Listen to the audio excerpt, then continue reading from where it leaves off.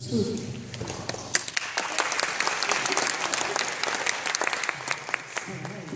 thank you very much for being here. I feel like we should have guitars. I know. You guys are ready for the musical number? It's terrible. So, I thought that it was a really amazing opportunity to have you here, because often what I hear from our families and friends here in the audience and in the greater Bay Area diabetes world is, gosh, it's so hard having diabetes, and what's life going to look like? I just don't know what life is going to look like. And I thought, who better to talk to about all the different stages of life and what that might look like? So I'm very, very grateful, and we're very, very fortunate to have her. For the audience, I was going to leave 10 or 15 minutes for questions and answers. So if you have them, store them, and at the end, I'll make sure to invite you guys to participate. So my first question is maybe starting at the beginning, and diagnosis. That's one of the most traumatic experiences, I think, of any family. For really little kids, usually it's the parents that are traumatized. For the older kids, it's everybody. And it's often something that shapes, for many years, how you see yourself and how you incorporate diabetes into your life. So I wanted you to tell us about what you remember about diagnosis, maybe the stories you've created now. You mean the ones I made up? Yeah, those. Okay. And then maybe what that experience was like for your family, having discussed it since then. Okay.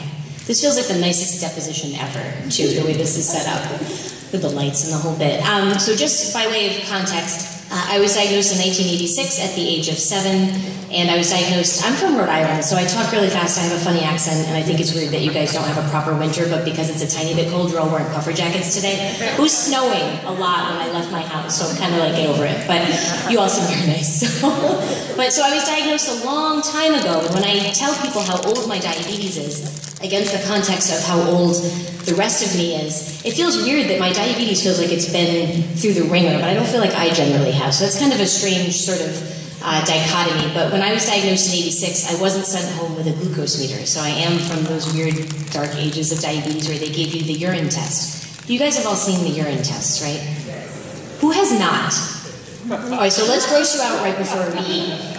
So instead of dosing insulin off of blood sugar results, which are reasonably accurate, I was dosing my insulin at first off of a urinalysis kit, which was this weird, like, test tube thing that I was sent home with, and I would pee in a test tube, and we would drop a little color tablet into the test tube to change the color of my pee to indicate what my blood sugar might be. And so the data that I was dosing a very serious drug off of was like 4 to 6 hours stale. And so a lot of times those first couple of weeks of blood sugar management were really difficult to kind of pinpoint what we were supposed to be doing because the data was so imprecise. And I didn't find out for years later that my mother could have been sent home with a glucose meter in September of 1986. She actually opted not to have one because she wasn't, diabetes was new to us. We didn't know anyone else who had it. It wasn't a word that was familiar. I don't think anyone in my family knew what a pancreas even was, so it was like a weird thing to sort of adjust to. So going home with all of this data wasn't something my mom could jump right into, so she opted for kind of the analog version of diabetes for the first couple of weeks. And then I got, a regular blood glucose testing kit. But what I remember most about my diagnosis are two things. The first was learning to give injections on an orange. Who has done that? And when they gave you that orange, they told you it was the most like human skin, right? It's just like putting a needle into yourself. Don't worry about it, it feels exactly the same. And so I'm 7 years old in the Rhode Island hospital going, great, I can shoot up this orange. No problem, this is very easy. It's just like putting it in my arm, right? Right? No, because when they said stick it in your arm, it was kind of a different hurdle, and I didn't appreciate it. I didn't appreciate at the time the mechanics of diabetes versus the emotional burden of diabetes. It's one thing to say take your insulin, it's another thing to actually make yourself want to take your insulin. So that was a little bit of a complex issue. And then secondly, I was diagnosed and stuck in a room for 12 days. You stayed in the hospital for 12 days. I know, dark ages, right? So I sat in this hospital room for 12 days, and my roommate's name was Eddie. And he was there because he seemed nice. We were pen pals for years, but that's a different story.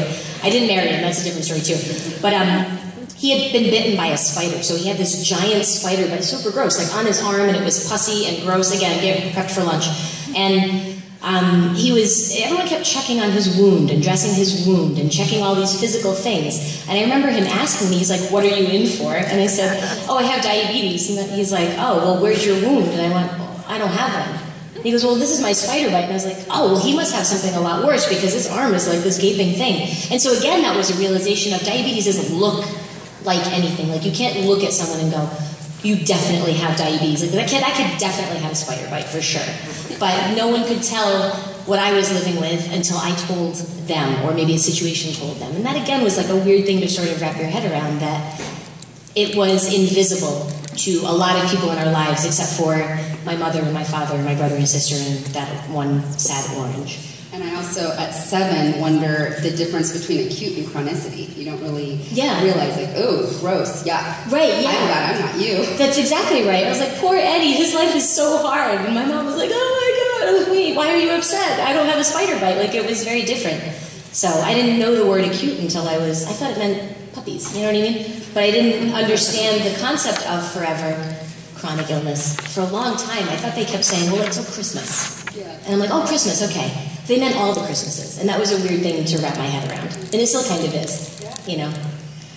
And how would you say, looking back now and having conversations with your family since, your family adjusted?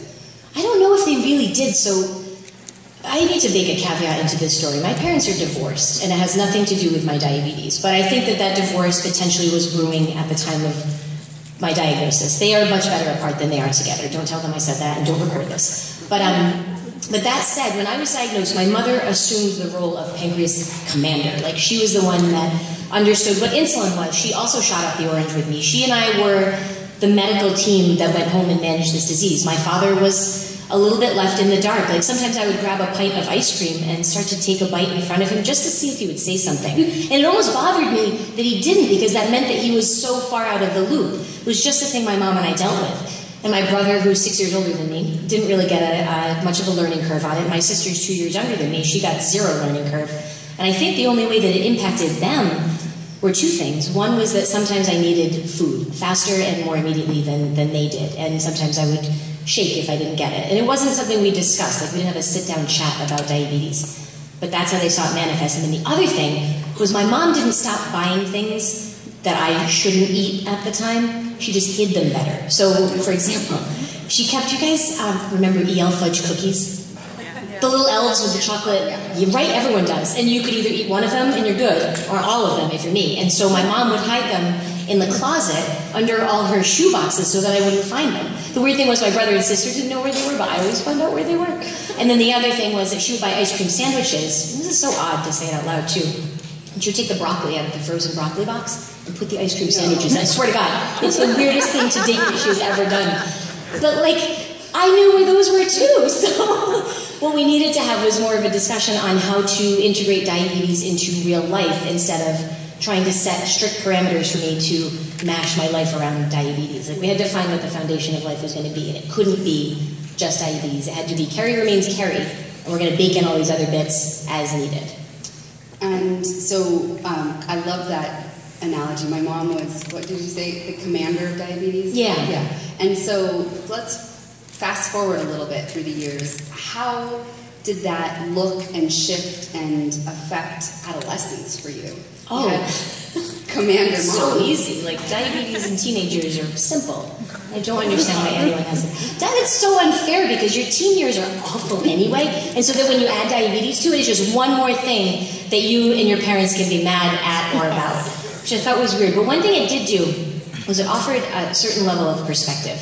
And so my parents and I didn't have arguments over whether I was skipping curfew. I usually made curfew. Or it wasn't that I was talking to a boy they didn't like, because generally I talked to boys that were ones that they liked well enough. But we would get into fights about blood sugars, and we got into fights about me taking responsibility for a disease that I still was not accepting included every single Christmas. I was still in that, I'm immortal, I'm a teenager, I can do whatever, and it's always going to be fine. And the arguments were more about, you need to take this seriously, you need to take responsibility, you need to be an adult in a way that most of your friends might never be, but you certainly have no choice but to be. And that's a weird, again, thing to have to wrap your head around. It's like you're handed your mortality at the age of 7, and they go, but go on like nothing happened. And that's weird. That's a weird thing to ask of the child and of the family, and that adds a dynamic of a lot of weird and sort of high-level discussions about life and what's good for you and why would you make good choices, and you kind of see where your choices might lead you. That's a very kind perspective. And thoughts about long-term yeah. that maybe most adolescents aren't prepared to have anyways. Right. And now it's long-term about your own mortality. It's heavy. It is heavy. Yeah. And that's when everyone gets an ice cream sandwich from the broccoli box, and they're like, let's just cut down for a minute and relax. So I guess my question for you is how did you navigate that, and were there any specific things that conflict might be one word, or angst about yourself and the world, translate to for management specifically? In the teen years, like kind of going back to that? Or was it all great? Oh, I was so good at it. No, it was horrible. I was a horrible kid. I'm a horrible adult too, but it's different. Who here is a teenager? Who here has a teenager? A lot of hands. All right. And the hands that went up just then looked nervous. But my parents, both of them, and I don't know if this is something everyone would want to do, but they did punish me sometimes for diabetes-related things, which I know butts up against other people's choices. But like, for example, CGMs weren't a thing. I wasn't on a pump when I was getting my license. So the big rule for me being able to get a license and drive a car meant that I had to show my parents that I was checking my blood sugar before I got behind the wheel every single time. And there was no leniency on this. And if I didn't do those things, and you could scroll through videos at that point, I was no longer peeing in a cup. If they didn't see the results before I was supposed to be driving, the car keys were taken away. The car was essentially impounded in our yard. And a lot of times when I talk to other parents who have kids with diabetes, they're like, so your parents punished you or used diabetes as a punishment tool for me? And I was like, yeah, but in my circumstances, it worked because it wasn't about punishing me for having diabetes. They weren't mad if my blood sugar was 300 or 40 before I started driving. It was more the fact that I was being responsible behind the wheel, checking what the number was, and then doing something with it. I didn't have to have perfect results, but I had to show that I was doing the due diligence of not just keeping myself safe, but everybody else on the road.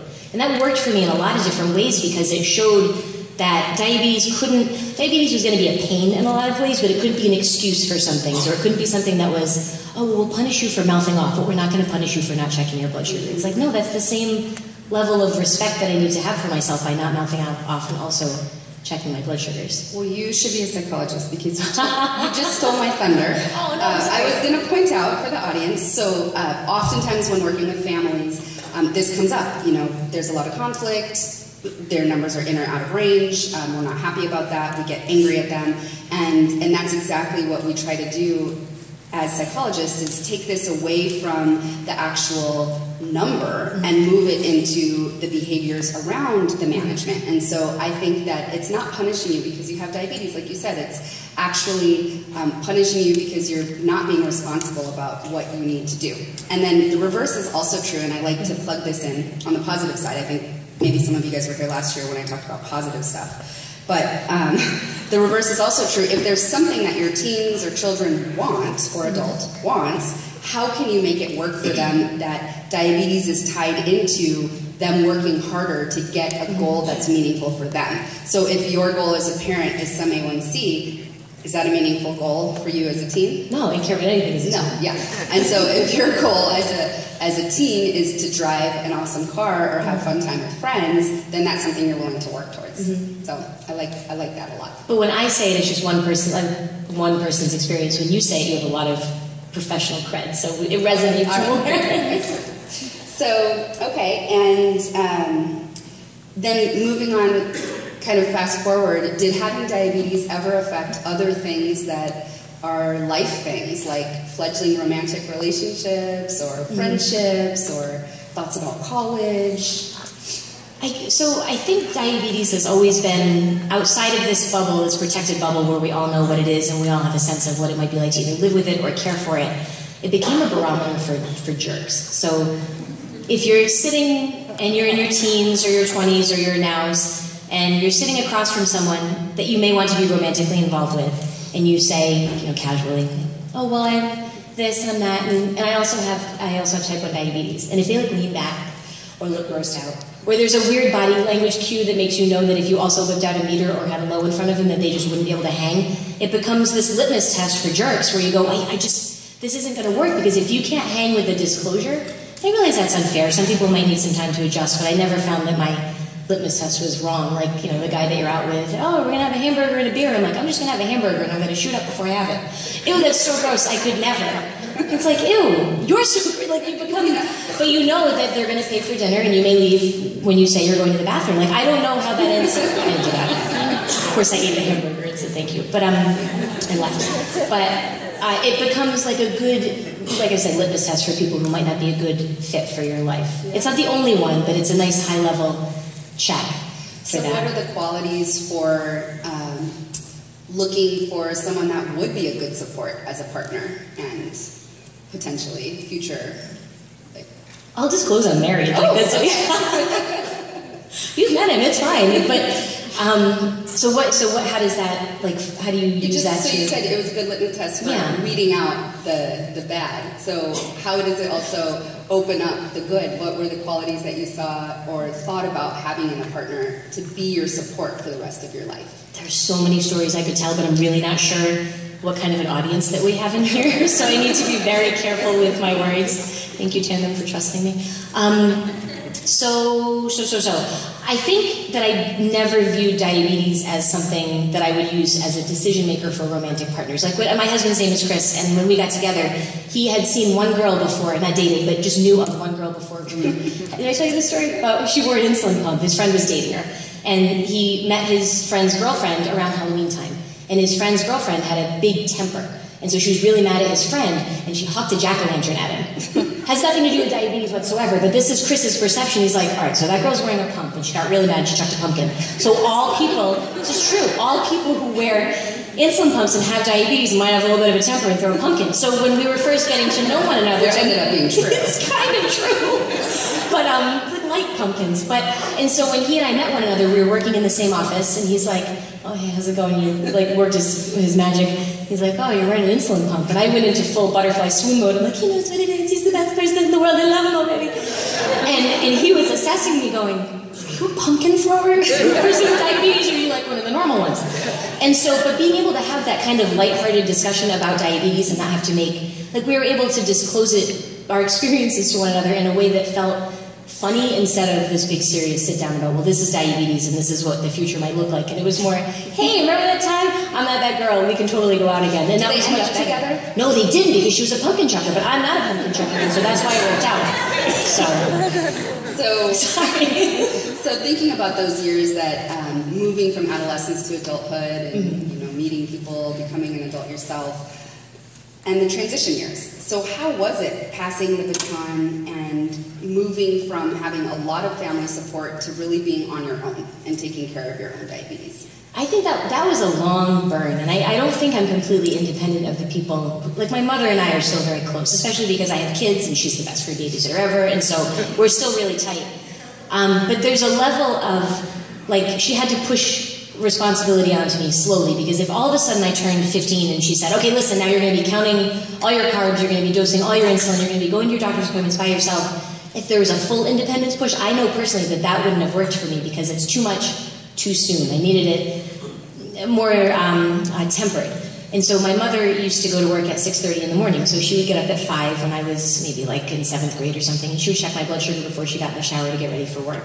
And so she would come in, and just autonomically my hand would just escape from underneath the cover with the finger out. I don't remember any of this, but she's like, it was like a what do you call it, a vending machine. Your finger would just come out, and I would just poke it, and it would go back in, and that was the end of it. And I really appreciated that, but we had to kind of transition from her vending machine poking me in the morning to her shaking my shoulder and going, okay, you need to get up and check your blood sugar, to me being responsible for setting my own alarm to go and do that. But for me, doing it in stages worked, and it didn't feel so overwhelming. It's kind of the equivalent of, when you go to the endo and they say, okay, your things are this, and these are the 1,900 changes that you have to make when you leave, and don't screw any of them up, and I'll see you in 3 months and assess whether or not you're a good person. And you look at that and go, oh my God, that's so overwhelming. I need that whittled down to something that's actionable in that moment. That's always been the best course of action for me. And so everything that my mother and I did to sort of transition care to me was done in those stages. She sent me to diabetes camp. Who's been to diabetes camp? Who sent their kid to diabetes camp? And who's never heard about diabetes camp before? No? Anyone here work at a diabetes camp? Put your hand up. go find them if you have questions. But it was one of the most powerful experiences for me to do that for 5 summers, because instead of being the only kid, like in my house nobody had diabetes, in my school nobody had diabetes, so I was the only one that shot up before breakfast. And that was normal for me, but weird when you realize that you are the isolationist in that way. But when you go to camp, everybody shoots up before breakfast. They wheel in this trolley of syringes and insulin, and just everybody does it. And there's something so, that power of that Me Too sort of thing, where you're like, I'm not the only one, makes me want to do it even more, because I realize there are other people like me. That peer-to-peer connection is very powerful. And so my parents doing that, sending me to camp where I wasn't parented by them, but I was well cared for by the administrators, but also around people like me who understood the emotional and the physical parts of diabetes, that again was an independence breeding moment, because you find your tribe and you kind of grow with them. And without that, I think I would have suffered a lot. That's what pushed me also to get involved in like the social media stuff, because there's that gap of time when you're a teenager, and then when you become like a young adult or bona fide adult, and you realize that you don't have the same level of support. You don't sit at support groups. Stuff like this did not exist for me in my teen and early 20s, which again makes me sound like a diabetes dinosaur, but it's the total truth. Like, I just didn't know anybody else who didn't make insulin for a really long time. And it pushed me to want to find my peers, because without them, it wasn't like I wasn't getting good medical advice from a clinician, but I wasn't getting the lived experience, commiseration almost, that I needed from people who did it too. It makes you want to take better care of yourself, like I said before, so that's remained true. And so later in the afternoon in the breakout sessions, my colleague, Dr. Molly Tannenbaum, will also be talking about this kind of transition of care and what is whose responsibility and for how long. So there will be more on that. But so it sounds to me like for you guys it was a process, and it happened over the course of years. And now, yeah. Okay, yeah. So and it was something that, as you developed skills and as she saw and checked on your skills and made sure that you were able to do it and was there for support and backup, that then you started to take on. Yes, but yes, hard stop. And also, I realized once I became a mom myself, my daughter, my oldest is almost 8, I didn't realize how much I needed to tell my mother, well, I'm sorry, one, and also thank you, because I was obnoxious. Like, she used to say, we need to check our blood sugar. When I was about 8 or 9, we need to check. Have we checked? And I remember at one point being like, hang on, when are you pricking your finger? Show me you, and which is really crummy of me to say, because despite the fact that my mother was not piercing her skin, she was still living with a version of diabetes that I couldn't conceptualize for a really long time. It wasn't until I had my own offspring and I was like, oh my God, I just want to hatch them and never leave them. My mom still felt the same way. And even now as a grown-up, my husband travels and I travel quite a bit, and I'm alone a lot in the morning depending on who's where. And my mom will still call me very casually. She'll be like, oh, did you watch the such and such last night? And I'm like, not dead. She's like, bye, and she just hangs up, because she just wants to make sure. And because I'm a grown-up woman with a family of my own, but I'm still her daughter, and she wants to make sure that I am okay. And it's just such a weird sort of thing. Like when she found out that blog posts could be written and set to auto-publish, that horrified her, because she thought if she saw new content on my blog, that means I woke up and could write it. And I was like, no, Mom, I wrote that the day before and set it to publish. She's like, what? No, that's how I can tell that you're fine. I was like, oh no. So it never ends. You're parent forever. Okay, and that actually leads me to another question about technology and devices and things like that. Disclaimer, my husband has type 1 as well, and which many of you probably also know. But when he first got Dexcom Share, he decided that it would be a great idea to share it with his mom and his dad and his sister and me and our best friends. And all of those people live in different places in the world. And so then, the person who usually wakes up in the middle of the night with him, because all the alarms are going off. You guys hear them, we don't. Right, yeah, I hear them, he doesn't. And so I wake up and I, do a big kick, like, hey, check your blood sugar, or do something, or get some, whatever. And so then over the course of 3 hours, I'd also have phone calls from all of his family members. Oh, no. Because no one wanted to disturb his sleep. Yeah. And so, yes, Linda, he's fine. Okay, all right, I'll talk to you tomorrow. I'll kick him again. Yes. So how have you thought about managing that, negotiating that? Sounds like your mom might want to be on a share. Oh, no way. Because keep in mind, when I was diagnosed, I took regular and NPH, and it was like weird cute diabetes instead of digital diabetes. Like everything's gone full digital. So when she looks at my pump or my CGM, which she calls a GPS every single time, it's like she can't, which is mildly accurate, but she doesn't understand. When I talk about an insulin to carb ratio, she doesn't know what that is. When I talk about a bolus, she thinks I spelled blouse wrong. So like we have a lot of back and forth on what these things are, because the way I manage my diabetes now is completely different. But to the question of share, no, I can't. Because my mom doesn't understand the technology, doesn't understand the goals that I've set for myself right now. My A1C goals when I was a young child and under her care were 8, not 6.5. And so for her to see me running in the 70s and 80s for 2 or 3 hours at a time would make her break out in hives. So she would have a complete fit. It would be so stressful for her because she doesn't understand what technology and new insulins have afforded me the ability to do. She would just think, well, 80 is close to 70, and 70 is close to 60s, and where's the Skittles? Like, that's the panic point for her. So, but the people that I do share with, I had to set ground rules for them. So I've shared with my husband and then a friend of mine who lives in California, so they're 3 hours apart. And the friend of mine in California has type 1, and so isn't going to ever bother me when I'm 200. And if he ever sends me a message that says, what did you eat? He knows that he's going to get a FedEx punch in the face because that's unacceptable to ask. But my husband and I, so I didn't have to set any rules with him, but with my husband, we had to sit down and actually have a talk about, please don't bother me if I'm high, because a high is not an acute instance of panic. Reach out to me if I'm low, and only reach out if it's like 60 low. Don't call me at like 75 low. I've got 75 covered, but don't panic about these certain things. And also please make sure you keep the share function on when I'm traveling and alone by myself in a hotel room. But that made sure that I wasn't opening myself up to a critique of what my blood sugars were, and instead I was just building in that safety net. So not miscarried helping, but the actual kind of support. Right, exactly. Because I know, and he and I have arguments that have nothing to do with diabetes that diabetes plays a role in. Like if he and I have a good knockdown drag out argument, which is the best, because I win them. But he will sometimes, when I'm really fired up and like going full Italian on him, will say, do you need to check your blood sugar? And I'm like flipping tables. I'm like, what do you mean? I need to check my blood sugar. Pumpkins. Yes, I would throw a pumpkin, but it's never seasonally appropriate. We don't have pumpkins all over the place all the time. But it's like, it intrudes in those ways, you know? Are you mad at me because you have diabetes? I'm like, no, I'm mad at you because you're wrong. Like, it's hard. And even in those moments where I am low and do need to check my blood sugar, I will resist acknowledging diabetes just to win the argument. Yeah. Well, that's why I have share, and then I do a quick check. Nope, not going to have that kind of argument. Right. Nope. We're in 250 range. We're just but he'll come back and pick at you. You're like, later, bolus first. So, and so you mentioned your adorable children and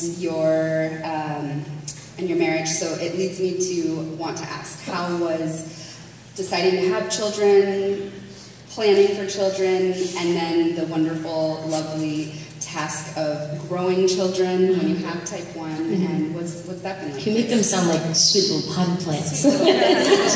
Yeah. I always didn't want children, which sounds awful to say now that I have 2 of them, but I didn't want them for the longest time. And then when I was around 23, I thought, oh, well, kids are cute, and not just like they're so adorable, but more like, I want one of those. And I wasn't with my husband, and I wasn't a kidnapper, so I said I'm going to have to grow my own. And so it made me think at the time, that was when I decided to go on pump therapy, because I wasn't able to get that consistent line that I was looking for without some Dawn phenomenon, basal rate sort of stuff. So that's what prompted me to move to a pump. And this is without knowing my husband and without being pregnant, and was on making active efforts not to be pregnant. So it wasn't, my head was in 2 separate spaces. But it was weird because when my husband and I got together, that was one of the first discussions we had right off the bat. Do you want to have kids? Okay, great. It's going to be a little bit of a planning process for me. Hey, have you seen Steel Magnolias? And I know, but I had to ask because I didn't know if he or his mother had seen it, and I needed to go and bust those stereotypes that they had. Have you guys all seen Steel Magnolias? Who hasn't? Do you have the IMDb app? Look it up. But it's like old school diabetes pregnancy, and the people who are having babies now with diabetes, it's a very new, less dramatic sort of story. So it's important to know that things have changed, but back in the day, that was our media representation of what a diabetic pregnancy looks like. And so my husband and I had a good sit-down chat about that in particular, and then when we got engaged, I immediately went off birth control and saw a pregnancy specialist, because as we were planning a wedding, I knew I was in pursuit of this baby, and which was great because it was this impetus to really get my stuff together, you know? And then pause. We've learned a lot about you. One, that driving was a very big motivating factor for you in your teen years, and then that creating a home that would be healthy and happy for a baby was a good motivating factor for you. I just wanted to drive babies around. Minivans. I do not have a minivan. It's fine if you do, but I do not.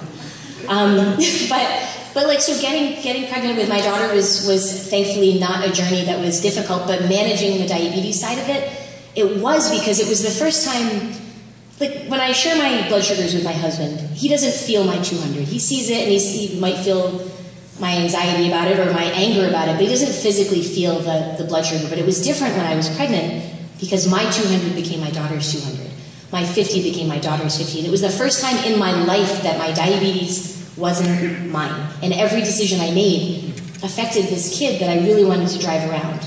So I had to really be very careful. And so I hated pregnancy. I'm not going to pretend that I loved it. I love my children.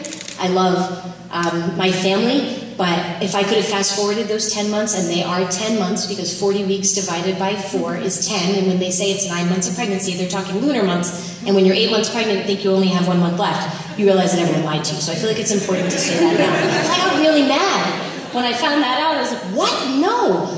But I didn't enjoy it because the guilt and the stress and the pressure, and your basal rates change all the time, and it's just such a thing. But then she was born, and I was like, oh my God, I would do this 100 times over.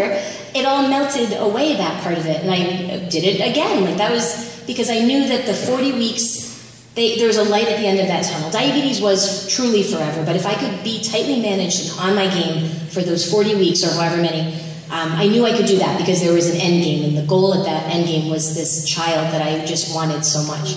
So it was a huge driving force for good control and a healthy pregnancy. And now that they're out, they've become the impetus. So my mom and I have a good relationship, but she drives me crazy, and I want to be there to drive my kids crazy for a really long time. So there's no better reason for me to be trying to take the best care of myself than to live a very long life to annoy them well into their old age. And so tell your teenagers that. But that becomes your impetus for, am I going to go have this screening test? Am I afraid to find out if I have these complications? Well, no, I want to go find out because I want to go and screen for all of these things and not be afraid of the results, but instead be able to be on top of my health and manage in pursuit of the longest, healthiest life that I can have. Yeah. And for myself. I don't want to sound like it's all for them. Like, I want to annoy everybody for old times. And so it sounds like your first pregnancy was a challenge and a lot of work, but pretty easy to have. Getting him in there was easy. Getting him in there was easy. Yeah. And I know a lot of people that have struggled with fertility issues and not necessarily related to type 1, some related to type 1 and some not related to having type 1. But anything you care to talk about with your second pregnancy? Yeah, so my kids are 6 years apart, and our goal was to have them be 3.5 to 4 years apart. And so obviously that did not work out. And it was weird because, like, dealing with diabetes, I'm used to diabetes. That was the easy part of things. But dealing with secondary infertility was different because I was accustomed to not making insulin, but I thought, I can make babies. I already did it once. Why can't I just do it again? And it was more of a head game than a physical game because I had a really hard time dealing with the fact that I wasn't able to get pregnant as easily as I was with my first. And I wanted to blame everything, and I wanted to be angry at everything because I felt like something already wasn't working, but I'd gotten past that diabetes hurdle. What was this new thing? And that was an unfamiliar feeling because aside from diabetes, I'm generally in good health. I don't have lots of different things that other people are dealing with. I deal most exclusively with diabetes, and so to have this extra hurdle was a real thing. And a lot of people, to keep your A1C in the range that is good to protect your child, that preconception range, that's its own challenge. And so to maintain that for 2.5 years and then to maintain it through the course of my second pregnancy was a different, it was gross. It was a long time. And because you're always, am I pregnant this month? No. Okay, well then that means that I have to have my A1C still in range to try again next month and next month. And for 26 months until we've got this kid in there, and then you do it for the fake 9 to /10 months that you actually have the kid inside of you. And so, talking about that sort of stuff, everyone wants to assign some of that blame to diabetes, and I can't say that it wasn't. I don't know what the cause was. It's unexplained secondary infertility, but all I do know is that pregnancy, once it was over, the relief that I felt when I held my son, it was a different experience than when I held my daughter. My daughter, I was like, this is easy, you get pregnant, you stay pregnant, that's just the way that things go, she keeps pooping, this is awesome. But with my son, there was a reverence to it because we waited so long for him, and there was something so different about the journey to get him that I had a level of appreciation and gratefulness for it that I really wish I'd had the first time around. And so when I look at my two kids and people are like, oh, that's a big spread between them, you didn't want to have them closer, I'm like, you have no idea. I am so glad. I mean, my daughter's old enough to not actually sit on him, and he's young enough so that she dotes on him. The age range is actually beautiful, but it's one of those things where, like, I never knew that this was going to be the journey for that. I thought the toughest thing was going to be the diabetes side, and it actually wasn't. And so, not to be a downer. Circling back to, it sounds like, you know, you, like all people, have had to live a very wonderful and stressful life.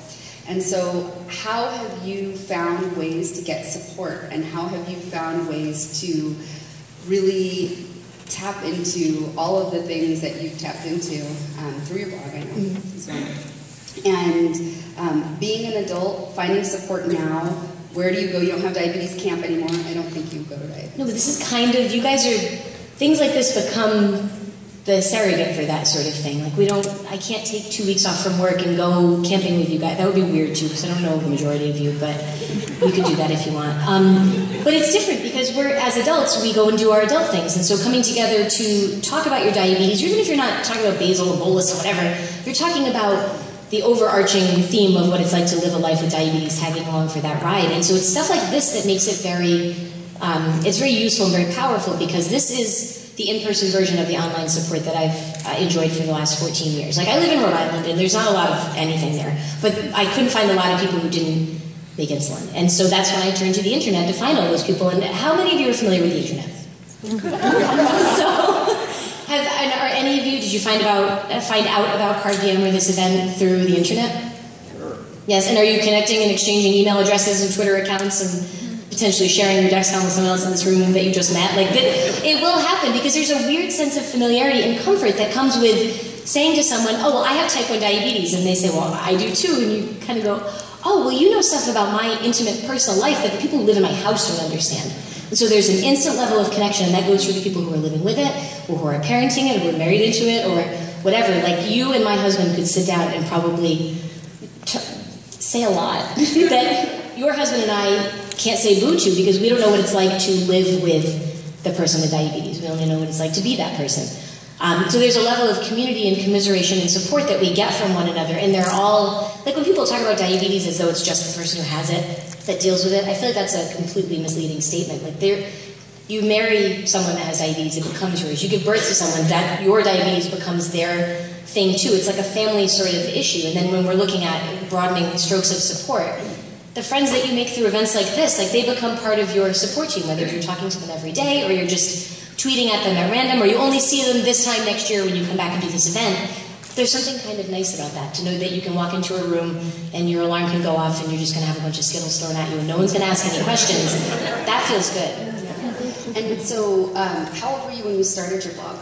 How old was I? I was 25. You were 25. Okay, so life it's been 14 years, you say, of writing? 13 years? I'm 39, so yeah. I'm really But I'm terrible at that. My insulin to carb ratio is 1 to 10 for a reason. Like, I forced it to be that. I can't do that. So are we looking about, so when you began your diabetes blog, there were probably very few online, there wasn't as much of an online presence as now. Right. What has having that blog meant to you in your life across the years, and where are you at now with it?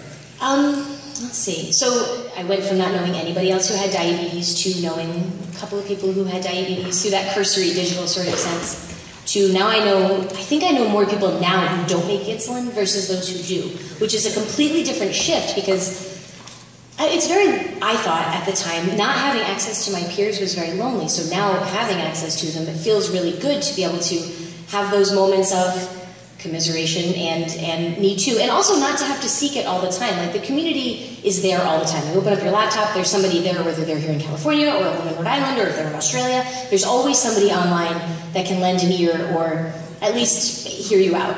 And there's something really nice about that, because, like I said, the people in your home might not be able to do that, but the internet has provided this level of support that you don't need a ton of money. You don't have to buy a plane ticket. It's accessible at a level that a lot of other things aren't. And so I think that my clinicians, on the whole, never really valued the power of being able to go back to your tribe and say, how are we supposed to integrate this good medical advice? Like my doctor would say, you should go on a pump. I'm like, great. And she says, this is a pump. Put it on. I'm like, great. And then you go home and go, what do you mean put it on? Like, where do I put it and still feel like me? Where do I stick it? Where does it go? Where does this infusion site go? Can it only go where they say it can go, or can it go a lot of different places? What happens if I want to get, like, huggy with anybody? What do you do with it then? Like, what... all sorts of things like that. Like, so your peers are the ones who are taking your clinicians' really good advice and then helping you actually weave it into your real life. And that, in and of itself, is improving people's health outcomes because they're actually able to follow through. They can become compliant. I wear the pump because someone showed them that it's possible and this is how you can do it. Someone gave them permission to say, no, I don't want to wear it. I want to do these methods of insulin distribution instead. That's the missing link, I think, between medical advice and good outcomes, is that water slide of, and here's how you do it, and that's, that's how you get there. Well, I'll say what you probably would never say publicly, but I think that also it's great that your blog has done a lot for you. I'm sure that's why you say I'll say that publicly, yeah. No, your blog has done a lot for a lot of other people too. Oh no, but it's done a lot for me. No, I know. Okay. But I'm saying what you won't say is that your blog has also made these words live out there in a place that other people that are even afraid of contacting someone else that has type 1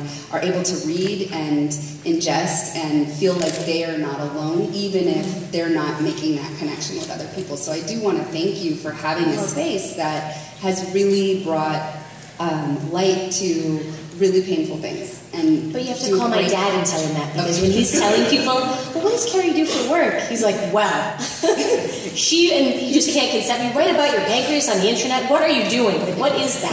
I'm like, yeah, Dad, it's so people, again, always being parented. Yeah, this brings us all together. And it brings a lot of people together, and I know that sometimes people go to blogs first before they even go with their questions to medical teams. And so I think that that's a really important place and something important for people that aren't connected to. But also, thankfully, it's not just my blog. It's my blog plus the 700 other blogs that exist, and all the Instagram right now. But that's the important part. It was just once a community of so few trying to represent so many. And instead, it's become everybody's voice has risen up. Everybody's voice matters, and people feel empowered to tell their story, even if it doesn't perfectly match the marketing campaign that they might be seeing. Even if your blood sugar isn't 104 all the time, you can still say, my blood sugar was 267, and no one's going to throw rocks at you. Like, that's kind of nice, because we are fed these images of curated perfection. And I feel like a lot of people in the diabetes community are peeling back the layers of that perfection and showing what it's really like. And that is really important for people who might look at their own graphs or their own life and go, but mine doesn't look like that perfectly filtered version of diabetes. Mine looks like this instead. So I want to be mindful of time. We did start 15 minutes late, but I don't think we can end 15 minutes late. So I want to open it up to the audience if you guys have questions or comments.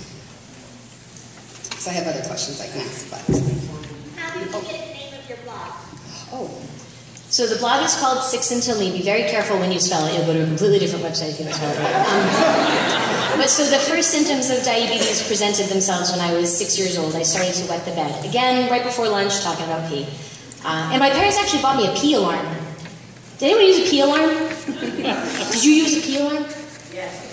No kidding. So a pee alarm is this thing that has 2 metal knobs, and you put it, and I was 6 at the time when I started to wet the bed, so they bought this thing, and it had 2 metal knobs, and you clip it to the inside of your underpants, and when moisture touches these 2 things between the fabric, the connection is made, and an alarm goes off, and not like a beep, beep, it's like beep, it's so loud, And so you, at the age of 6, vault from your bed, because your underpants are on fire, and you have to run down the hallway into your parents' room, so that your mom can fumble in your underpants and undo that alarm, and then your brother comes running in, and your sister comes running in, and the cats are freaking out. And so that was how we found out that something was awry. And did yours make the same noise? Was it?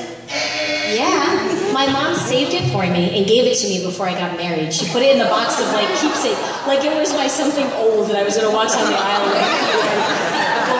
But you can buy one on Amazon for $84, and there are a lot of nice colors and different sounds, but I'm going to send you one, but they're awful. And so that was the first symptom, and because the pee alarm scarred me, obviously, for life, I stopped wetting the bed, but my blood sugar still didn't come down, so a couple months later I was diagnosed with type 1. So 6 Good story. I'm glad I'm not alone with the peel. I don't have a question, but I have a small announcement.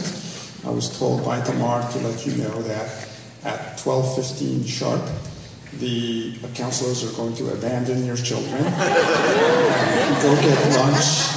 So if you don't go and find them at 12:15, it's too bad. They're out there on their own.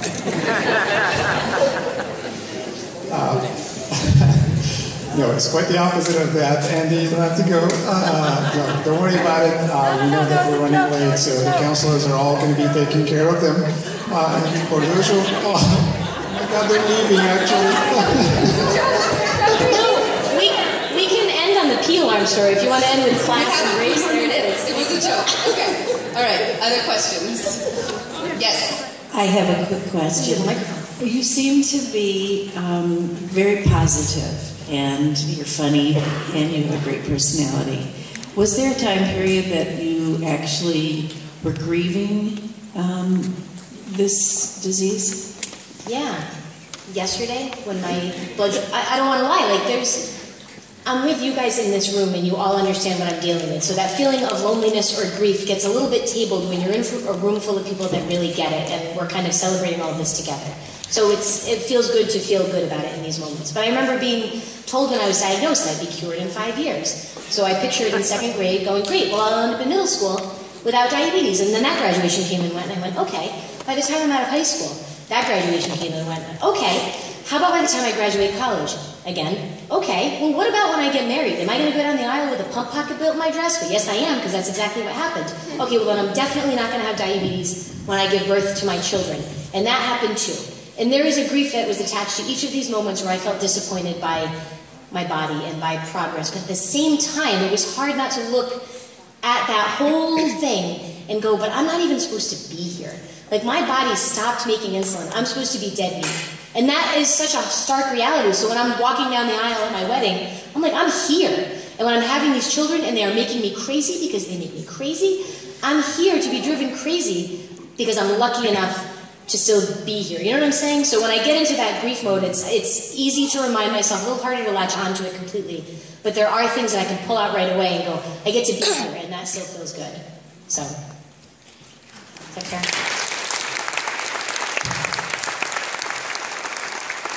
Hi. Hi. Very loud. Hi. I want to say thank you to both of you. I think the empathetic side and the human side of this is very important, and the storytelling side and the sharing. And so thank you. This is very engaging. My question is actually mostly for Dr. Naranjo. I've been thinking a lot about accessibility to all of this education and amazing technology that we're hearing about. And being in the Bay Area, obviously there's a huge socioeconomic gap. And I have a lot of friends who work in the healthcare profession, and they're calling me from the ER saying, I have this patient here and they don't have a glucose meter and they don't know what their ratio is, and what do I do? My PA school didn't teach me whether 15 units of insulin is reasonable, blah, blah, blah. So I see in your bio that this is something that's important to you, and I'm wondering what resources are available, and what I can say to my friends who are EMTs, who are going on calls in the middle of the night, and people are still dying of this disease that other people are thriving from. So I'm just wondering about resources and how you're reaching these populations who are underserved. That is an excellent question, and I feel very put on the spot. I worry about these things too, and I think I worry about them from a lot of different angles and perspectives. I think one of the, and what brings me here today is one of the resources I think that are important, not necessarily for the professional colleagues of yours, but for people that have diabetes, is routing them to things like Kerry's website and other events like this, where there's a lot of learning going on in between. I think Carb DM, I think I might be misspeaking, but the mission that I understood it to be when it was conceived was that you have a few minutes with your endocrinologists every year, and then you have the rest of the time, the 365 days, to live it. And so how can you connect parents to each other to have greater support and understanding? I think that there's a lot of complexity around your question, and we can talk about it more later. One of the things that I'm working on now is less about identifying and stopping decay in certain populations, but more about connecting people to psychosocial resources. And so I've been working with the American Diabetes Association and the American Psychological Association to train people that know nothing about diabetes but know a lot about mental health on diabetes, both type 1 and type 2, adult and ped, so that they can be a resource in their local communities. Because I'm tired of going to places like we met at Children with Diabetes, Friends for Life, which is in Orlando, and families come up and say, how can I talk to you? And I say, well, me, there should be a lot of me's all around the country. And so we're working on that platform for the psychosocial support and the understanding in the community. But there's a lot of other things that are happening, so let's connect after. And thank you for your question. I think it's a really important one. Quick question. First, greatly enjoyed the panel, and thanks for making it out here. I'm a parent of a 13-year-old teenager, full-fledged teenager. She was diagnosed when she was 2, so we've been with it for some time. You come across Kerry as someone who's funny, witty, but also reflective and thoughtful. And it seems like some of it's probably temperament and attitude and things like that. But also, I'm sure, I have to assume that people played a role in sort of making you who you are. And I'm constantly thinking about what can I do for my daughter, my wife and I, so that she can become someone like you. And we've met other people who we think as people as role models, who seem like complete full, They're doing everything, they seem normal. And so when I think so when I think about that, it'll be useful to hear from you. And I ask this of many adults, who've been through the journey.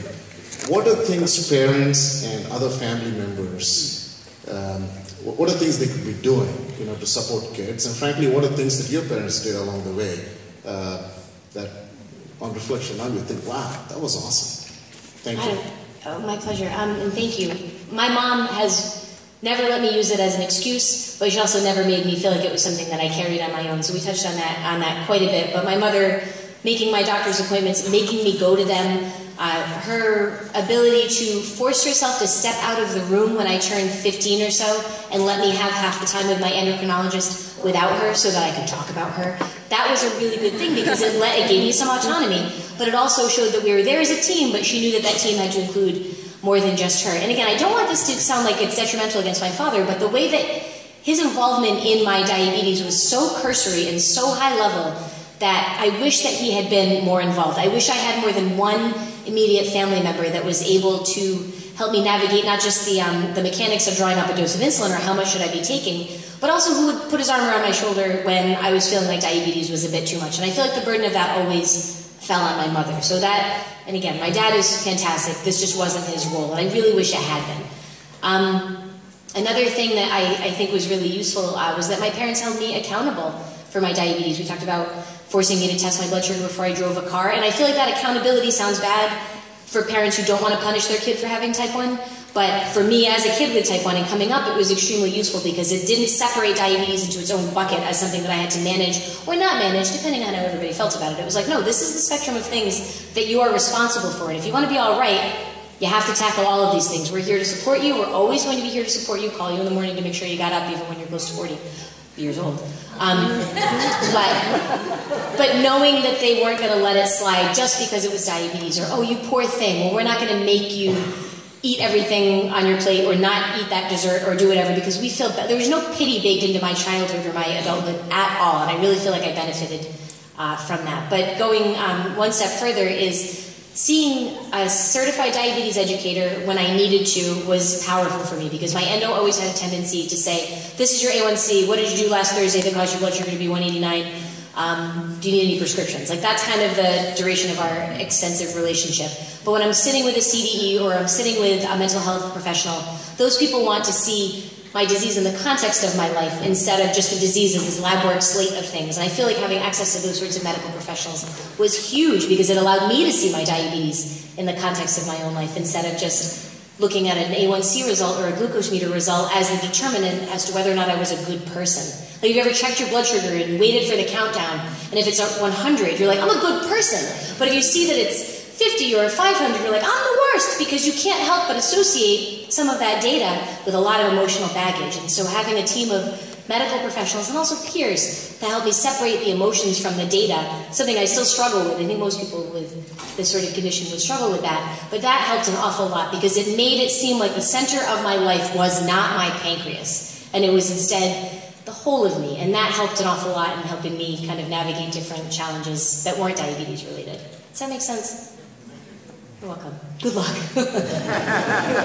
I'll call you when my daughter turns 13. You can tell me what I'm supposed to do with her. Last question. First of all, I totally enjoyed your talk. Will you adopt my daughter? She's talking to you. Second of all, have you thought about podcasting? Or do you podcast? Because my daughter loves podcasts, and I would love for her to hear your voice and your experiences. There she is. There she is. Hey, I already talked to her. I know you. I met you this morning. I know so much about your household. Just so you know. We already podcasted. Yeah, we already hung out.